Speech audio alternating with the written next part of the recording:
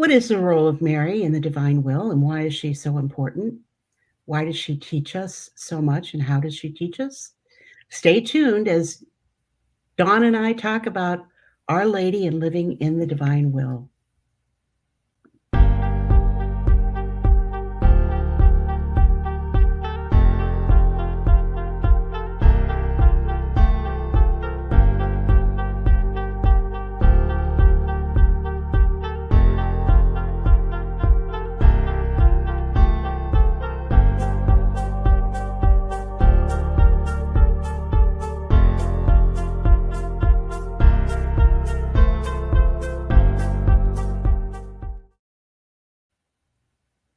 Welcome, everyone. And before we get started, first of all, hi, Dawn. Hi. Good to be back.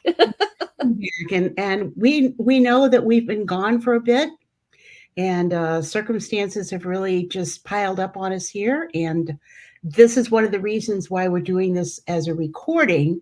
And so when you're watching it, as it comes on tonight, or whenever you're watching it, for the premiere, even though this isn't going to come out live, I will be live in the chat. So any questions or comments that you have, if you want to, ask anything or chat back and forth, I'm going to be in the chat.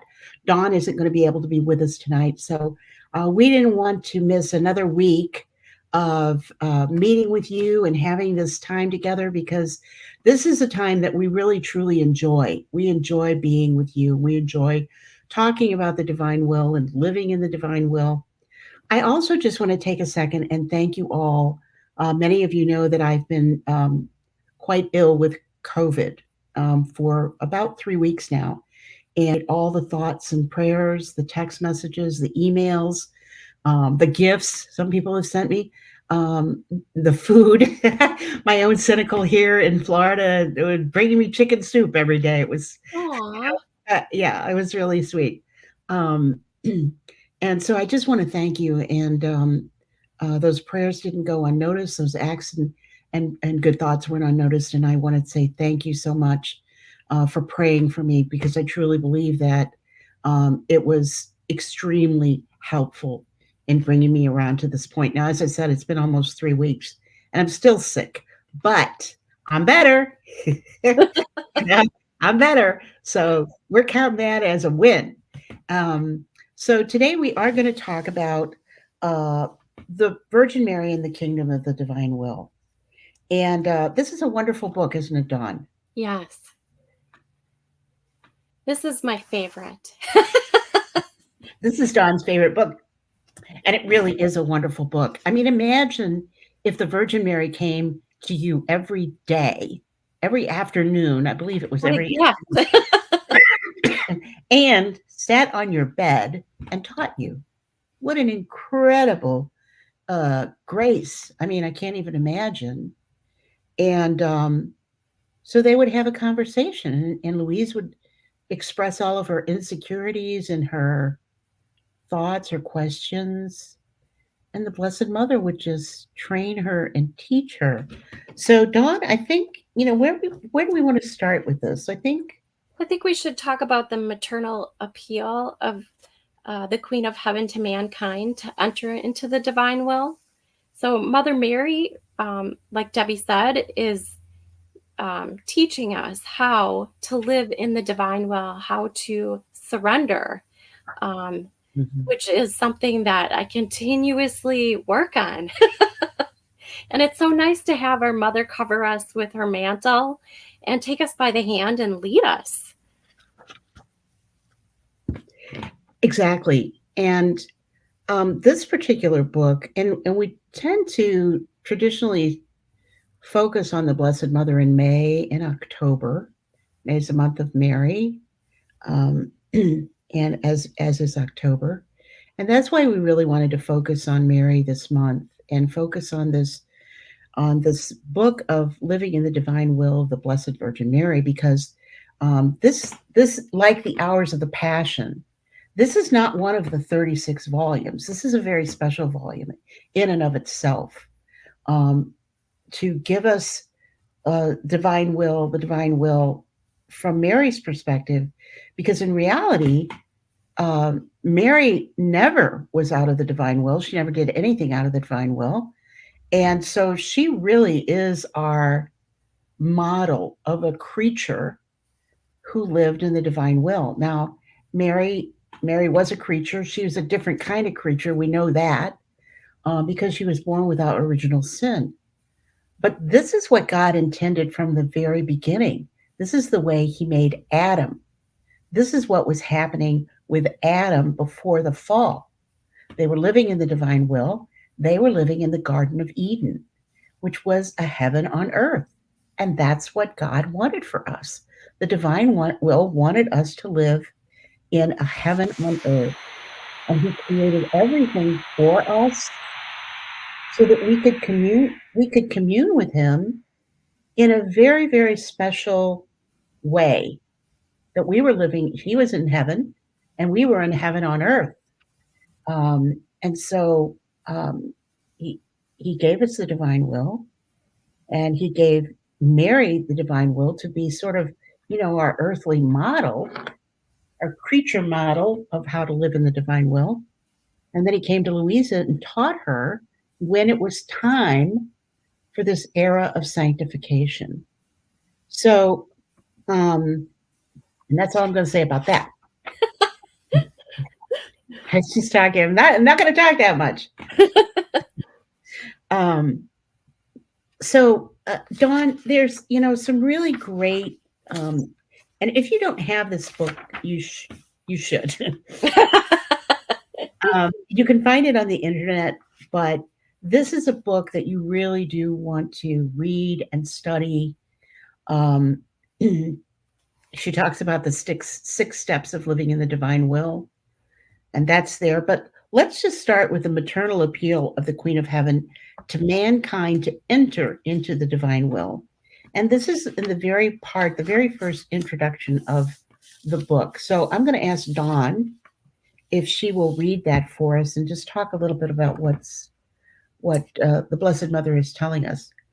Feel free to stop me if you want to say something, but dearest child, I have a deep yearning to come down from heaven to offer you my maternal visits. If you assure me of your filial love and faithfulness, I will remain always with you and in your soul to be your teacher, your model, your example, and most tender mother. I come to invite you into the kingdom of your tender mother, the kingdom of your divine will. And I knock at the door of your heart that you may invite me in. And when I think of that, I always think of like the book in the Revelations where Jesus is knocking on the door of your heart and you're the only one who can let Him in. Mm-hmm. And so I just find that just beautiful. It is my own hands that I bring you this book as a gift. I offer it to you with my maternal care so that in reading it, you that you may in turn learn to live by the life of heaven and no longer that of earth. This book is of gold, my child. It will form your spiritual fortune and also your happiness on earth. In it, you will find the fount of all goods. If you are weak, you will acquire strength. If you are tempted, you will achieve victory. If you have fallen into sin, you will find the compassionate and powerful hand to raise you up. If you feel afflicted, you will find comfort. If you are dejected, you shall discover the surest path to rekindle hope. If you are famished, you shall enjoy the heavenly bread of the divine will, and you will lack nothing. You will no longer be alone, for I, your tender mother, will provide you with the sweetest company, and that with all of my maternal care, I will take on the commitment of making you happy. I, your heavenly empress, shall take care of all your needs, provided you agree to live united with me. I want to stop there for just a second. This is such an extraordinary promise that our mother is making to us. If you're weak, you'll get strength. If you're tempted, you'll get victory. If you've fallen into sin, we'll raise you up. If you feel afflicted, you'll find comfort. If you're dejected, You will discover the surest way to rekindle hope. If famished, you shall enjoy the heavenly bread of the divine will, and you will lack nothing. What I, what a great promise. And when you do read the book, each of the days, um, you she tells you exactly what you need to do that day. And and she does take care of your needs. Like for today, the day 8, it is, tell me all of your anxieties, all of your fears, your worries. Let me have them so that, I can give you graces and strength. And it's just amazing to have a spiritual mother like her. it is. It is fabulous. And the other, when she says you will lack nothing, and Jesus tells us this all over the writings, you will have everything. If you have the divine will, if you live in the divine will, you will have everything. I always say Father Celso taught me that every question is answered in the writings of the divine will. And it is so, so true. But when she says you will lack nothing, this is a huge statement. Sometimes we just read over this and it's like, oh, whatever. But we really need to concentrate on these writings in a way so that we really take in what she's saying. She said, I'll take on the commitment of making you happy. I'll take care of all your needs, provided you agree to live united with me. Jesus said we could have life and have it more abundantly. He said, this abundance of life. He said, the apostles, the disciples were astonished at the things that they could do, and he said, does this astonish you? You're going to do this. You're going to do greater things than this. A time is coming when you're going to have more. You're going to have more ability than even you're seeing now. And I think, we really have to ponder these things and take them in because it is such an extraordinary gift that our little pea brains can't really kind of take it in and fathom it all. And so we have to really kind of meditate on these things. So, Dawn, if you would go ahead and keep reading, and we'll hear more from the Blessed Mother. If you knew my longing, my ardent sighs, the tears I shed for my children, if you knew how this heart of mine is set ablaze in desiring that you listen to my lessons imbued with heaven, so that you may learn how to live in the divine will. In this book, you will read amazing things. You will find a mother who loves you so much that she is willing to sacrifice her own beloved son for you in order to live the same life she lived on earth. Do not inflict me with the sorrow of you rejecting me, but accept this gift of heaven that I am bringing you. Welcome my visit and my lessons. Know that I will go throughout the world imparting my lessons to each individual and to all families, to religious communities, to every nation, and to all peoples. If necessary, I will do this for the entire centuries until, as their queen, I have formed my people, and as their mother, my children, so that they may know the gift of living in the divine will and allow it to reign everywhere. I find that, like, she's so patient and she's so kind. And, in this world that we have now, like, Mother Mary is rejected. And, you know, just how much it must wound her immaculate heart that, that some of her children do not believe in the promises. It just makes me, like the 5 for Saturdays that, she has asked us to do in Fatima, how much she loves us and she's willing to be our mom. Well, yes, and she really emphasizes it when you think about it. What she said, you'll find a mother who loves you so much that she is willing to sacrifice her own beloved son for you in order for you to live the same life she lived on earth. She knows what a gift that she was given in the divine will. She knows that this was a very special grace that God placed on her to be a virgin mother, number one, to give birth, to be the mother and the servant of God, and what a special gift this was. But she sacrificed her own son, but he also was her son. He was her child. We know how much a parent loves a child, and losing a child, on this scale of stressors, they have the scale of stressors, and death is at the top, and divorce is number two. They don't even have the death of a child on the scale because it's so unthinkable.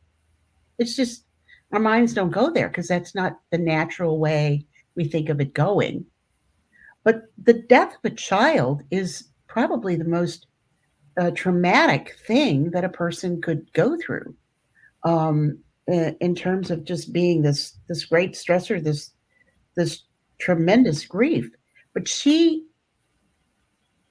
gave up her son. She was willing, knowing what was going to happen, knowing that she was going to sacrifice her son, for us to have the same opportunity she had. It's a gift that's so extraordinary that we can't even imagine it. Imagine if you had one child, Right. It's and incomprehensible to it's think of. incomprehensible, Yeah. you know. Um, so she said she'll go throughout the world, imparting my lessons to each individual, to all families, and I'll do it for entire centuries. I'll do it as long as it takes. If it takes me centuries and centuries and centuries, and we know that she's been talking to us for a long time, Yes. a long time. And when you look back on these messages of the Blessed Mother, look at Our Lady of Success Yes. and what Our Lady was telling her in Our Lady of Success. She's been warning us and grooming us and telling us and guiding us for a very, very, very, very, very long time. And she continues to do so. And many people believe, that she's the one that's holding back the hand of God even now, saying, wait a minute, let me, let me go around one more time. Let me try this one more time. So go on. Then she tells us the purpose of the book. Such is the purpose of this book. Those who will come, those who will welcome it with love will be the first fortunate children to belong to the kingdom of the divine fiat. And with gold letters, I will inscribe their names on my maternal heart. Have you understood this, my child? The same infinite love of God who chose me to work in the redemption as the instrument through whom the eternal word should descend on earth, chooses again to avail himself of me by entrusting me the difficult yet sublime task of forming the children of the kingdom of the divine will on earth. Therefore, with maternal care, I set out preparing you the way that will lead you to this happy kingdom. I like with gold letters were going to be inscribed on her heart. Words just can't say anything more. No, and she said, those who welcome it with love will be the first fortunate children to belong to the kingdom of the divine fiat. Now, I just want to remind you, um, that this was at the turn of the 19th century. This is a little over 100 years old. So we are the first children. Imagine the apostles and the believers and the faithful in the first 100 years of Christianity, and how they had to decipher Jesus's teachings and come to understand Jesus's teachings and live Jesus's teachings. And that's who we are. That's who we are right now in the divine will. We're the ones who are going to have our names inscribed with gold letters on her heart if we willingly, longingly, gratefully live in the divine will. And this is an extraordinary gift that you can't overemphasize what a great gift it is.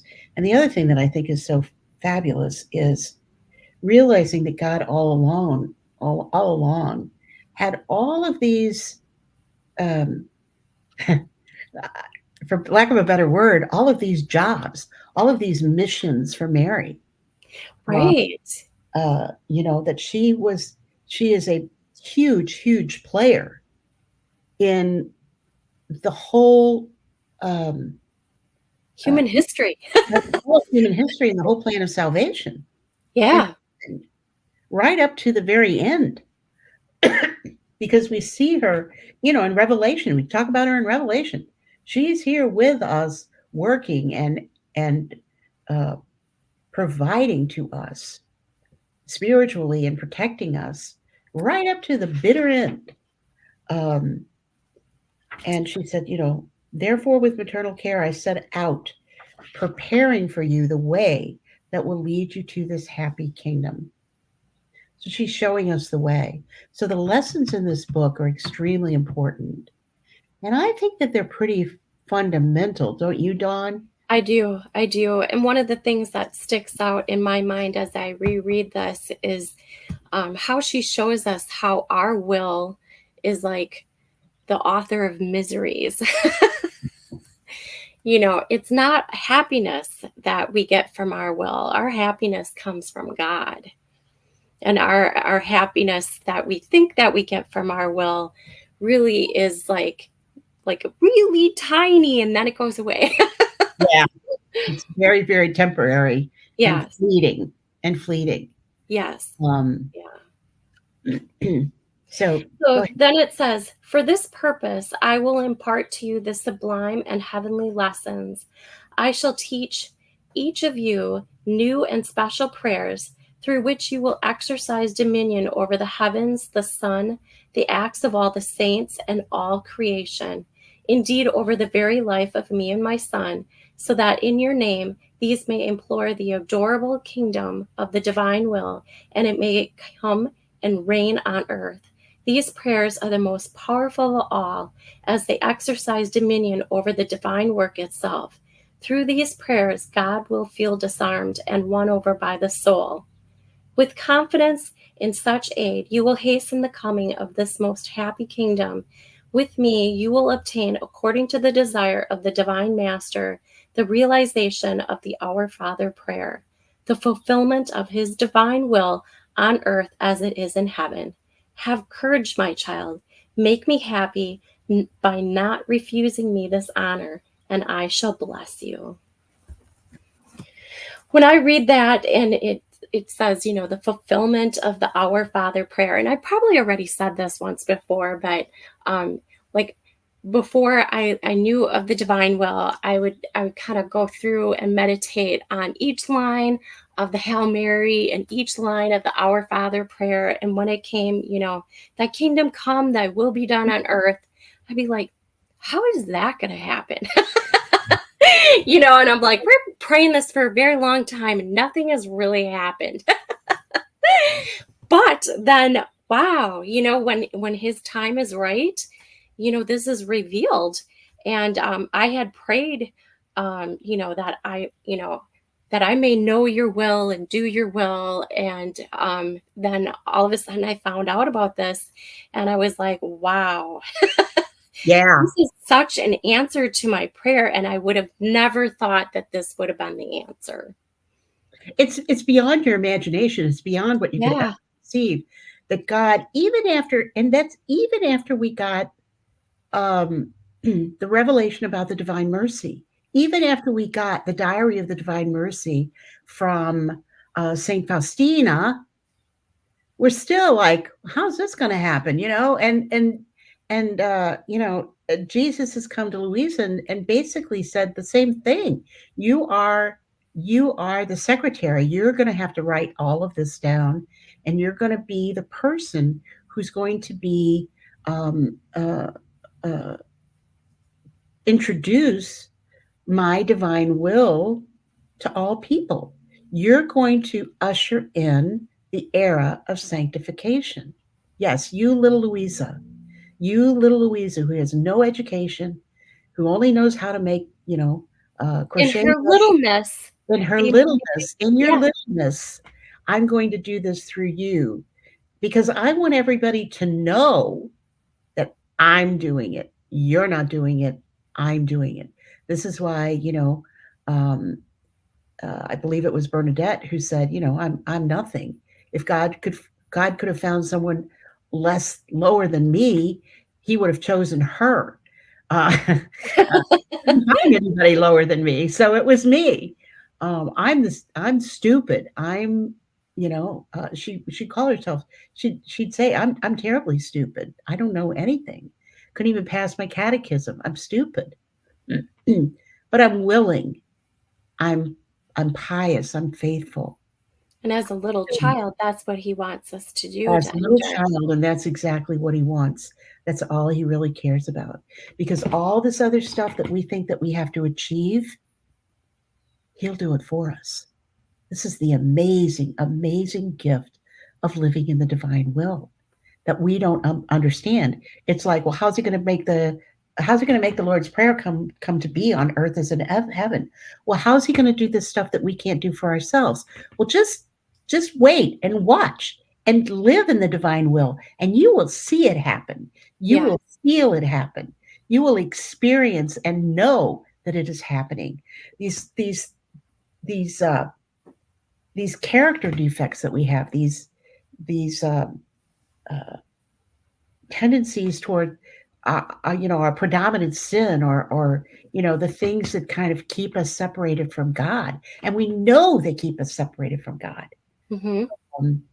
We're whatever it is.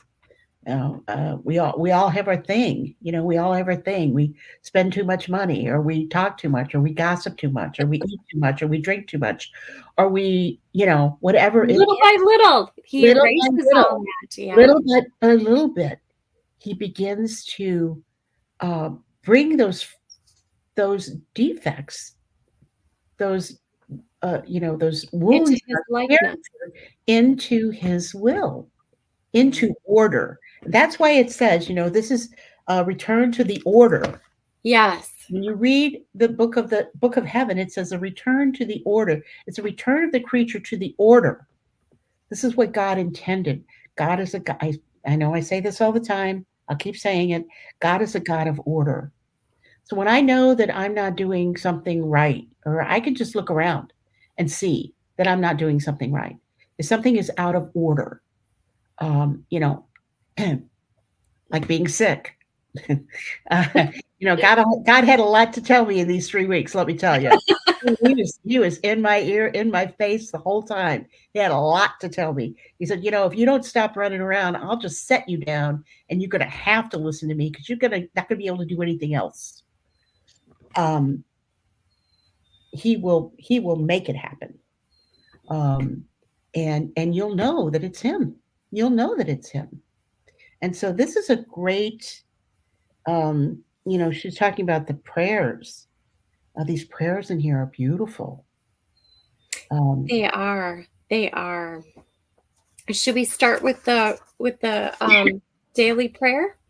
Yes, if you could, this is a daily aspiration. And it says it's the month of May, but I think it's a great aspiration for every single day. So go ahead. Immaculate Queen, my heavenly mother, I come upon your maternal lap as your dear child to abandon myself in your arms and entreat you with the most ardent sighs in this month consecrated to you, the greatest gift of all. Dispose me to live in the kingdom of the divine will.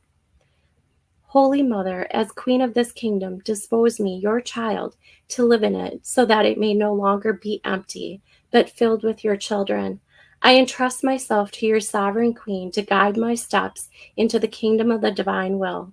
Hold me tightly with your maternal hand and guide my whole being to live the unending life in the divine will.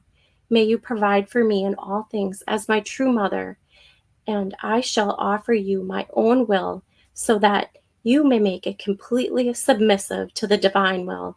In this way, I will be sure never to leave its kingdom. So I entreat you to enlighten me by making me understand what the will of God means. Hail Mary, full of grace, the Lord is with thee. Blessed art thou among women, and blessed is the fruit of thy womb, Jesus. Holy Mary, Mother of God, pray for us sinners, now and at the hour of our death. Amen. And then she asks us, um, in the morning, at midday, and in the evening, that is 3 times a day, let us climb upon the lap of our Heavenly Mother and say, My mother, I love you, love me too. Increase in my soul the will of God, and grant me your blessing also, so that I may do all my actions under your maternal gaze. Such a And I beautiful. kind of like when I do the Angelus, that's when I usually do this. Exactly. Well, that's basically what she's saying, morning, midday, and evening. And also, I like just as a little ejaculation, increase in my soul the will of God. Yeah, Increase in my soul the will of God. If we just, have this little ejaculation to our mother and say, increase in my soul the will of God. What a beautiful prayer. yeah, yeah. My That soul is bigger. beautiful. Make my soul bigger. Push out my will and fill me with the divine will. And so I think that's a wonderful little ejaculation out of that little tiny prayer. Um, Yes. Prayer says a lot. And, but particularly, it really struck me anyway, increase in my soul the will of God.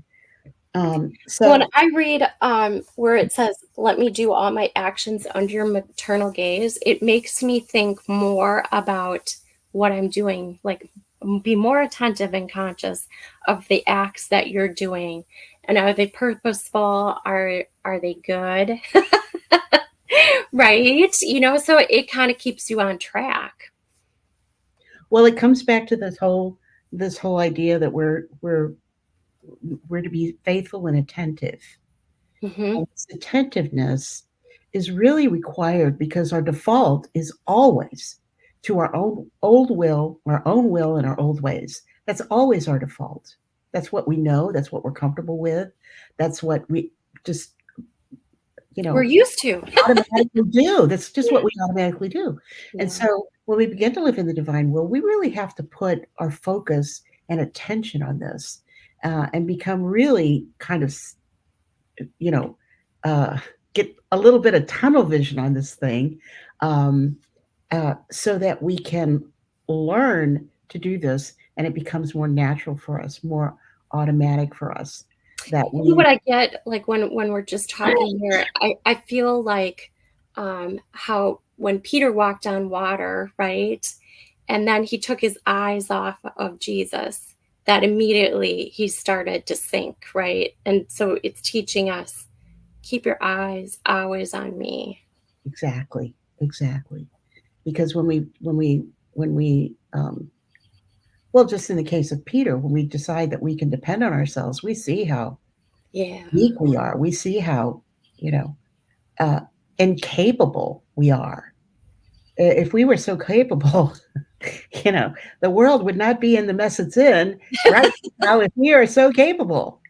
And the thing to remember, because we like to push this off on everybody else, Don and I were just talking about this before we came on. Father Ripperger always says, "You get the leaders you deserve. We get the world we deserve." And this is all. It just shows how sick our world is. My father used to say, "That's a sick, sick, sick, sick world." I'd say, and I would say, "Oh, these people would do these terrible things," and I'd say, "They must be sick." And my father would say, "There's evil. There's evil in the world. Everybody's not, mentally ill. Some of them are evil. And we know from hearing from Father Ripperger and other exorcists that the incidents of evil, of oppression, or even possession is so much greater now. But it's because, but he'll also say if people get on a regimen of prayer and they get their life in order, live a life of order in their prayer life, in their stop sinning, just stop sinning. This is, it sounds easy, and it actually is easy if you choose to decide to live in the divine will, because our sins become pretty obvious. I think that's one of the things that becomes pretty obvious to us pretty quickly because when you live in your sin, you're living without peace, you know. Um, so, anyway, we're going to talk about this more next week. And we're going to talk about kind of the relationship between Luisa and the Blessed Mother, and how they both contribute to bringing the kingdom of heaven, the kingdom of God on earth as it is heaven. So I hope that you'll join us next week. Again, we hope to be live next week. Um, we've never done this before, but again, we wanted to do this rather than um, and not do it again tonight. But hopefully next week we'll be live, and we welcome all of your questions and your comments. Like I said, I'm in the chat below as you're watching this, and uh, our hope is that these little lessons, these little um, uh, talks will help you. And if you don't have the Book of Heaven in the Virgin Mary in the Kingdom of the Divine Will, you can reach it in Blanc Publishing, which will be in the description box, and also the Benedictine Daughters of the Divine Will.com. Many places, the Children of the Divine Will. There are many websites that have the writings on on the web. So you can go online and you can read them as well. So they're available to you however you're able to get them, and just sit with our mother, sit with her, and read these together, and know that she is there with you as you are reading this. This is one of the things that I enjoy so much about this is I just, you know, um, God gave us will, memory, and intellect. And uh, one of the graces of our intellect is our ability to use our imagination. And so I just think on the Blessed Mother and that she's there with me as I'm reading this and giving me these lessons, because I truly believe she is. I believe she is. Yes. And she will inspire me to pick up on the things I need to pick up on, because we all need to learn different things, because we all have different defects, we all have different shortcomings in our character and in our virtue. So all right, Dawn, anything else that you want to add here? Just continue reading. Don't feel overwhelmed by it, like Debbie said. Even if it's one reading a day, you're just one more reading closer to that gift. You're better to honestly, I think you're better to read one paragraph of the writings and really focus on them and meditate on them than you are on reading one whole chapter in the book. Yeah. And just blowing through it, just kind of like, oh, well, that was nice. But if I asked you what you read, you wouldn't really be able to internalize it. And Right. what God wants is for us to be able to internalize these lessons. Our mother wants us to feel internalize these messages, take them in and live by them. So, again, we thank you. Thank you for your patience. I hope that you will like and subscribe to the channel. It means a lot. It does really help the channel to grow. It helps with whatever the algorithm is on YouTube. I don't know what that is exactly, but a couple of things I know help. I don't know a whole lot, but I know a couple of things help. Liking and subscribing and watching to the very end of the video are two of the things that really help in the algorithm that this channel pops up for people who might be interested in it. And so I thank you for being here. I thank you for supporting us and your patience. And we will be back next week. We'll have some more announcements of some other things that will be coming up. So for now, we'll say goodbye and God bless, and continue to live in His will. Bye-bye. Bye.